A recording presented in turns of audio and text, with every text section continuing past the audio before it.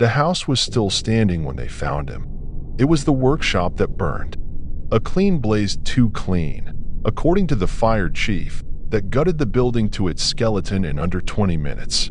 No accelerants, no storm, no faulty wiring, just fire, like it had always wanted to happen. They found Elias Grain in bed. The man hadn't even stirred. His expression was calm, mouth closed, eyes shut, hands folded neatly on his chest. A peaceful death, the coroner said. Heart failure, maybe. But the timing, that was the strange part. He died just minutes before the fire started, and the fire didn't touch him. Not his linens, not his skin, not the cup of water on the nightstand beside him. The workshop, however, was nothing but a skeleton, a blackened mouth gaping behind the house, its teeth charred wood and melted glass. What made it burn so fast, so completely, was still being speculated. I didn't know Elias personally. I'm not even sure he would have spoken to me if I'd knocked on his door. He had a reputation around Pine Hollow, a reclusive taxidermist with strange habits, an eye for detail, and an unnatural stillness about him. The kind of man people respected but never invited to dinner. Still, I had written his name down once. It was part of a freelance project for a magazine in Salem, a series on lost American trades. Blacksmiths, cobblers, master weavers. The last taxidermist in Pine Hollow had seemed like a perfect fit. I remember passing his driveway once, up near the edge of the woods, a rutted gravel path flanked by birch trees. A crooked wooden sign swung above the entrance. E. Grain, taxidermy by hand. I never sent the letter. 3 months later, I saw his name again in a police report summary that passed across my desk. Unattended death, structural fire, possible arson, investigation pending. There was no arson.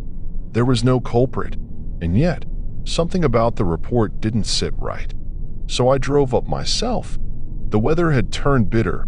Early January frost clung to the roadside trees, and clouds hung low like gray wool over the hills.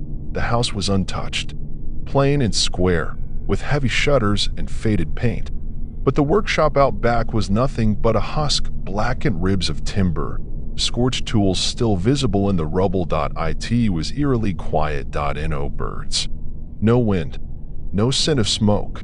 Just that cold, ancient smell you get when old wood is soaked in frost and silence. I don't know what drew me to step closer.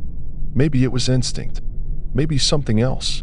But as I stepped through the wreckage, my boot struck something hard beneath a layer of ash and snow. I knelt, brushed it off.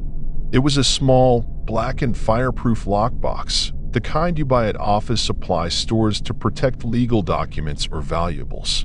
The heat had warped one corner, but the latch was intact. It opened with a click. Inside were two things: a folded piece of parchment tied with black ribbon, and a leather-bound journal, its edges singed, but the contents preserved. The journal belonged to Elias. I should have turned it in. I should have closed it and walked away. But I didn't. August 2nd, 2024. Today, a commission arrived unlike any other. No name, no letter of provenance. Just a crate, heavy, sealed in iron clasps like a coffin from a war zone. Inside, I found a wolf. A black wolf, enormous, 4 feet at the shoulder. Older than it should have been, judging by the worn molars and gray-streaked muzzle. There was something strange in its weight, not heavy with flesh, but with a presence. It had eyes like it had never died. That was how the journal began. There were hundreds of entries, short ones, long ones, some dated and neat, others frantic, written diagonally across the pages in shaky strokes. I didn't read all of it at once. I went home that night and sat at my kitchen table, the house dimly lit by a single floor lamp. Outside, the frost crackled in the trees. I poured a glass of bourbon and turned to the second page. And just like that, I stepped into Elias's descent. August 4th, 2024. The pelt is coarser than any I've handled. Coarse like thick wire. Underneath, the muscle and tissue are still supple. The creature hasn't begun to rot, despite having no ice in the crate. It smells like it walked here on its own. I've begun cleaning the skull, but I hesitate to remove the eyes. I feel watched. I never feel watched. That phrase stuck with me. I never feel watched. It was the kind of thing a person only writes when something inside them has already started to shift. A gut whisper. A thread pulled. In the days that followed, the entries became increasingly personal. Elias no longer wrote just about the work. He described the feeling of his workshop growing colder, the creaking of boards where no one stepped, a breeze that blew through a room with no windows open. He tried to explain it away, but the more he worked on the wolf, the more the strangeness bled into his words. August 12, 2024. I found one of the older mounts, the red fox, turned 90 degrees on its stand. I keep them fixed in place.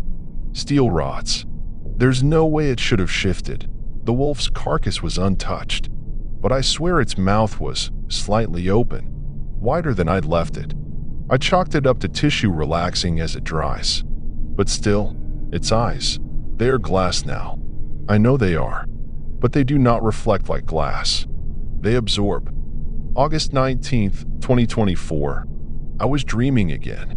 This time, I was inside the woods behind Blackwood estate. Not walking, crawling. The snow was deep, but I didn't feel cold. I was being led. The wolf was ahead of me. Not mounted, not preserved. Alive. I woke to scratching. A mounted hawk lay on the floor. Broken, but not shattered. It looked placed. August 23rd, 2024. There are whispers now. Not loud, not words, but the sound you get when a breeze pushes through too many branches. A sibilant rustling that doesn't go away when I shut the door.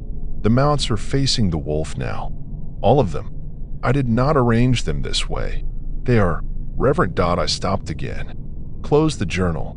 I realized I was sitting in the dark. My lamp had gone out.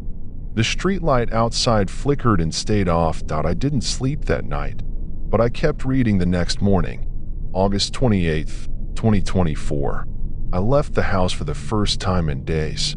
Went down to Thompson's Market to buy a new scalpel set. The cashier didn't look me in the eye. I don't think it was rudeness. I think it was fear. I caught my reflection in the glass door. Pale, eyes sunken, lips cracked. There's something in me that's unraveling. When I returned, the workbench was bare. The mounts, all of them, were clustered in the corner, staring at nothing. Or maybe not nothing. August 30th, 2024. I tried praying. I haven't done that in years. It didn't help. The wolf's mouth is wide now. I never finished mounting it, but the jawbone stretches as though in mid-howl. The teeth glisten. The house smells like wet fur and copper. There is no blood, but I feel it in the walls. September 2nd, 2024. I dream of antlers piercing through the floorboards, of feathers raining from the ceiling. I wake to find my own hand stained with something sticky, not red, not brown, just dark. I wash. I scrub. It doesn't come off. I don't think it's real, but I don't think it matters. September 4th, 2024. I heard footsteps in the attic, then paused. I live alone. September 6th, 2024. I whispered to the wolf last night. I asked what it wanted, what it was. It whispered back, not in words, but in me. I think I know now. September 7th, 2024. The mounts moved again. They formed a circle, not around the wolf. Around me. I think I am the exhibit now. September 8th, 2024. I am not Elias anymore. September 9th, 2024. Tonight. I sleep. I didn't touch the journal for a week after that. I kept it locked in my filing cabinet, buried under old interview notes and tax returns. But it felt like I had brought something home. Something that lingered in the apartment even when the book was sealed shut. The air had weight to it. Lights flickered. My cat refused to enter the room where I'd first read Elias's words. One night, I woke to a single word whispered behind me in the dark. Watch. No one was there. So I decided to go back. I told myself it was to find answers, to bring closure. But deep down, I knew it was something else. Something older. A gravity I couldn't shake. The workshop ruins hadn't changed. Still scorched bones against the gray sky. Still eerily silent. I stepped carefully over collapsed beams and splintered tools. The frost had thinned since my last visit, but a soft mist clung to the ground like breath. I stood where the workbench once was. I looked around. Nothing moved, and then I saw it. In the far corner, where the wall had crumbled inward, a single mount stood upright. It was a raccoon. Small, harmless. Its glass eyes were intact, even after the fire. They stared toward the center of the space, toward where the wolf had been. But there was nothing there. I crouched beside the raccoon, unsure what I was even looking for. That's when I heard it. A sound, barely audible, like something brushing softly against ash and bone. I froze, then slowly turned my head. In the opposite corner, the charred remains of a deer mount shifted, not fell, the head lifted by a hair's breadth. The antlers trembled like they had caught wind. I stepped back, heart slamming into my ribs. My breath clouded in the air. The raccoon was no longer looking at the center of the room. It was looking at me. I didn't run. I don't know why. I just backed out, one step at a time, never turning, never blinking. I reached the tree lane. The wind picked up, and behind me, in the ashes of a forgotten craft, something whispered, "Still watching." I'm writing this from a motel off Route 20 near Pittsfield. It's been 3 days since I left the ruins. I haven't gone home. I can't.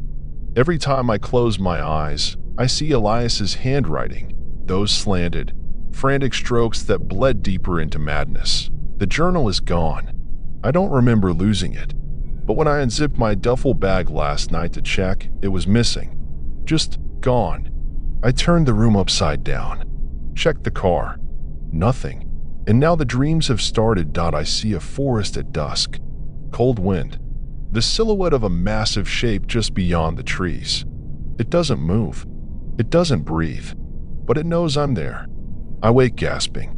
And for a second, the scent of wet fur is in the room with me. I don't think the fire destroyed everything. I think it tried to. I think something wanted out, and the fire was Elias's last desperate effort to contain it. But he was already gone. The mounts, the wolf, the presence that clung to his hands and eyes and breath, it didn't burn with the walls. It stayed. Or worse, it moved on. Last night, as I locked the motel door, I turned around and found something scratched into the condensation on the bathroom mirror, not just watching now. That's when I knew it hadn't stayed behind. It had followed me. It's watching me. And if you're reading this, maybe now it's watching you.